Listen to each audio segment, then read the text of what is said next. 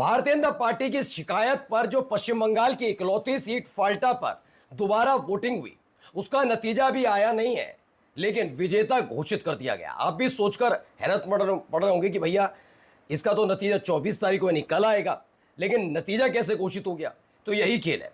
दरअसल 21 तारीख को जब यहां वोटिंग हुई फाल्टा सीट पर, तब देखने को मिला न केवल टीएमसी के प्रत्याशी बल्कि टीएमसी के जो पोलिंग बूथ एजेंट हैं वो भी यहां से गायब नजर आए थे। यानी दोनों ही स्थिति में देखा जाए तो वैसे ही हालात बनाए जैसे पश्चिम बंगाल की ज्यादातर सीटों पर पोलिंग के साथ साथ काउंटिंग के वक्त टीएमसी के काउंटिंग सेंटर पर तैनात अलग अलग टीएमसी के कार्यकर्ताओं को भगा दिया था। तो वैसे ही हालात है और इसीलिए कहा जा रहा है कि भैया इस बार तो भारतीय जनता पार्टी से इस सीट पर जीत दर्ज कर देगी। और ये किसने कहा वही आपको दिखाऊंगा। ये इंटरनल रिपोर्ट निकल कर आई। फिर बाद में कहा जाता है कि कोई धांधली नहीं, संविधान की जीत है, लोकतंत्र की जीत है। ये कैसी जीत और ये सीट बीजेपी के लिए इतनी जरूरी क्यों है वो भी आपको बताता हूं। नमस्कार, मैं हूं प्राज्वल गौतम और आप देख रहे हैं टाइम्स एक्सप्रेस। पश्चिम बंगाल की 107 सीटें, बिल्कुल बता रहा हूं 107, इस पर सीधे सीधे कई तरह की धांधलियों के आरोप लग चुके। पहले तो 100 सीटों का जिक्र ममता बनर्जी कर रही थी।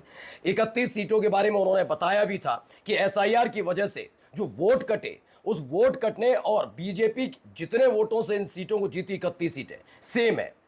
उसके बाद 26 और सीटों का आया था। फिर बताया गया सिर्फ एसआईआर की वजह से नहीं, बल्कि जहां जहां भारतीय जनता पार्टी पिछड़ रही थी वहां पर काउंटिंग की रफ्तार कम की गई। ये आरोप अगर टीएमसी ने लगाए होते या टीएमसी के कार्यकर्ता या फिर विपक्ष ने लगाए होते तो बात अलग थी। दरअसल ये भारतीय जनता पार्टी के नेताओं ने खुलासा किया था कि कैसे जहां पर काउंटिंग में भारतीय जनता पार्टी का प्रत्याशी पिछड़ रहा था, काउंटिंग की स्पीड कम की गई। उसके बाद वहां काउंटिंग सेंटर पर तैनात टीएमसी के काउंटिंग एजेंट को मारा पीटा गया, भगाया गया और उसके बाद बीजेपी के प्रत्याशी को विजेता घोषित किया। फिर उसके बाद कई और खबरें भी निकल कर आई कि कैसे मुस्लिम बाहुल्य वोट बूथ जो है, मुस्लिम वोट कहां देता है बीजेपी को, वही कहते हैं ना बीजेपी के प्रवक्ता, लेकिन वह 97% मुसलमानों ने बीजेपी को वोट कास्ट कर दिया और ये इलेक्शन कमीशन की वेबसाइट पर अपलोडेड है। बताया यह भी गया कि 40-40 सेकंड में 700 से ज्यादा हर बूथ पर, पश्चिम बंगाल के एक एक विधानसभा के अलग अलग बूथ पर 700 से ज्यादा वोट कास्ट किए गए 40-40 सेकंड में। और अब जब फाल्टा सीट पर एक दिन बाद रिजल्ट आएगा, उसका ऐलान अभी से कर दिया, बीजेपी जीत गई। कैसे? देखिए, टीएमसी का भेद किला भी ढह गया, जबकि रिजल्ट नहीं आया है। ये तो होना ही है। और ये देखिए, कल जब रिजल्ट आएगा तो पता यही लगेगा, बीजेपी के प्रत्याशी चुनाव जीत गए। ये ऐसा नहीं है कि कोई बहुत बड़ी रॉकेट साइंस समझने की है। पश्चिम बंगाल के चुनाव को लेकर एक पूर्व मुख्य निर्वाचन आयुक्त ने भी ये कह दिया कि हाँ भैया, पश्चिम बंगाल का चुनाव फेयर नहीं रहा। तो आप समझिए फाल्टा सीट को क्यों छोड़ दें। ममता बनर्जी ने भतीजे का मजबूत गढ़ फाल्टा भी गवाया, कह रहे हैं गवा दिया, हार गए फाल्टा सीट। और ये कह कौन रहा है? एबीपी न्यूज कह रहा है। पहले से ही ऐलान कर दिया कि फाल्टा वाला चुनाव हार गए, अब कोई लेना देना नहीं। पहले आपको बताता हूं हुआ क्या। ये फाल्टा सीट इसलिए भी जरूरी है, जैसे ममता बनर्जी के लिए आप भवानीपुर सीट मान सकते हैं, नंदीग्राम मान सकते हैं। ऐसी ही सीटें जो हैं ये ममता बनर्जी की एक साख वाली, जैसे आप उत्तर प्रदेश आते हैं तो सैफई है, उससे जुड़ा हुआ इटावा, मैनपुरी, आजमगढ़, करहल सीट मैनपुरी की, ये बहुत जरूरी एक साख मानी जाती है। जैसे राहुल गांधी और गांधी परिवार के लिए रायबरेली, अमेठी, ऐसे ममता बनर्जी के लिए भवानीपुर और नंदीग्राम दोनों सीटें। उन दोनों सीटों पर कैसे चुनाव जीते शुभेंदु अधिकारी सबको पता है। भवानीपुर सीट पर तो ममता बनर्जी को लेकर वहां के ही लोगों ने कह दिया था कि एक बार कैसे चुनाव जीते, क्या हुआ, हम उस पर बात नहीं करेंगे, लेकिन आप एक बार यहां सर्वे करा लीजिए, क्या वाकई शुभेंदु अधिकारी को जानते भी हैं ज्यादातर लोग या मानते भी हैं, पसंद भी करते हैं। हम ममता बनर्जी की लहर है, लेकिन फिर भी देखिए भवानीपुर सीट पर शुभेंदु अधिकारी चुनाव जीत जाते हैं। ये ऐसे ही हो गया होगा क्या? नहीं ना। अब ऐसा ही था, ममता बनर्जी के बाद उनकी नजर अभिषेक बनर्जी के करीबी और अभिषेक बनर्जी यानी कि ममता बनर्जी के भतीजे की प्रभुत्व वाली सीट फाल्टा पर थी। क्या कहा जा रहा, पश्चिम बंगाल की फाल्टा विधानसभा सीट को लंबे समय से टीएमसी का मजबूत गढ़ माना जाता रहा है, इसीलिए यहां पर रीपोलिंग की बात भी हुई। यह इलाका डायमंड हार्बर लोकसभा क्षेत्र में आता है, जहां से टीएमसी सांसद और पार्टी सुप्रीमो ममता बनर्जी के भतीजे अभिषेक बनर्जी सांसद हैं। आपने देखा होगा, मैंने एक दिन पहले भी खबर आपको दिखाई थी कि कैसे समाजवादी पार्टी ने अभी शिकायत की है चुनाव आयोग में, किस सीट को लेकर, मैनपुरी को लेकर। उसमें कई विधानसभा सीटों में एसआईआर के नाम पर अब भी धांधली हुई है। धांधली शब्द का इस्तेमाल मैं आपको इसलिए कर रहा हूं कि वहां वोट बढ़े हुए हैं, डुप्लीकेट वोट है। और ये कह रहे थे चुनाव आयुक्त, ये कराया ही इसीलिए जा रहा है एसआईआर जिससे सब कुछ ठीक ठाक हो। वोटर लिस्ट का शुद्धिकरण करना, ये कैसी वोटर लिस्ट का शुद्धिकरण है पता नहीं। वहां 5-5, 6-6 हजार वोट बढ़े हुए हैं। अब यहां पर भी आप समझिए यही है, क्योंकि मैनपुरी सीट इस बार वहां की विधानसभा सीटें जो है 2027 में बीजेपी के लिए बहुत जरूरी है कि देखिए यादव परिवार का जो किला है वो ढहा दिया।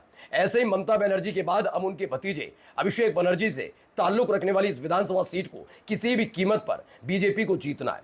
मसला 207 से 208 सीटें करने का नहीं है, प्रचंड बहुमत तो हो ही गया उनके पास, 148 का बहुमत चाहिए और 2 सीटें हैं 207, लेकिन सीट जीतकर एक संदेश भी देना है। पहले देखिए इसमें क्या है। इस सीट पर टीएमसी की पकड़ मजबूत होने की बड़ी वजह बाहुबली छवि वाले नेता जहांगीर खान का प्रभाव माना जाता था, लेकिन अब हालात पूरी तरह बदले नजर आ रहे हैं। जहांगीर खान ने चुनावी मैदान छोड़ दिया और अब टीएमसी इस सीट पर अपनी पकड़ खोती दिख रही है। कह रहे हैं फाल्टा सीट पर प्रभाव रखने वाले जहांगीर खान चुनाव से हटने के बाद इलाके से भी नदारा बताया जा रहा है गुरुवार को मतदान में शामिल नहीं हुए। स्थानीय लोगों के मुताबिक उन्हें आखिरी बार मंगलवार को देखा गया था। खास बात यह है कि उसी दिन उन्होंने चुनाव मैदान छोड़ने का फैसला लिया था। यह ऐसा ही हो रहा है। कितना आसान है लोकतंत्र का माहौल उड़ाना। लोकसभा चुनाव याद है आपको, गुजरात में कैसे एक सीट सूरत वाली जीत ली गई। जब नॉमिनेशन की तारीख निकल गई तभी कांग्रेस के प्रत्याशी ने भारतीय जनता पार्टी ज्वाइन कर ली। अब आप नॉमिनेशन कर नहीं सकते और लोकतंत्र का माहौल ऐसे मध्य प्रदेश में हुआ। एक सीट पर खबर तो यह भी निकली थी जहां से चुनाव लड़ते हैं अमित शाह, वहां निर्दलीय प्रत्याशियों पर दबाव बनाया जा रहा था। अब ये इसी तरीके से दबाव बनाते हैं कि नॉमिनेशन की तारीख निकलने के बाद अचानक से जितने भी प्रत्याशी हैं वो बीजेपी ज्वाइन कर लें, इकलौता रह जाएगा बीजेपी का प्रत्याशी। उधर नोटा है, नोटा कितना ही दबा लीजिए फर्क नहीं पड़ता, निर्विरोध चुनाव जीत लिया जाता है। अब यहां पर भी ऐसे ही है। जहांगीर खान इस चुनाव के पहले ही 72 घंटे पहले कलकत्ता हाईकोर्ट गए थे। कलकत्ता हाईकोर्ट में जाकर उन्होंने जब याचिका लगाई तो बीजेपी को लगा इस बार सुनवाई नहीं होगी, लेकिन सुनवाई भी हुई।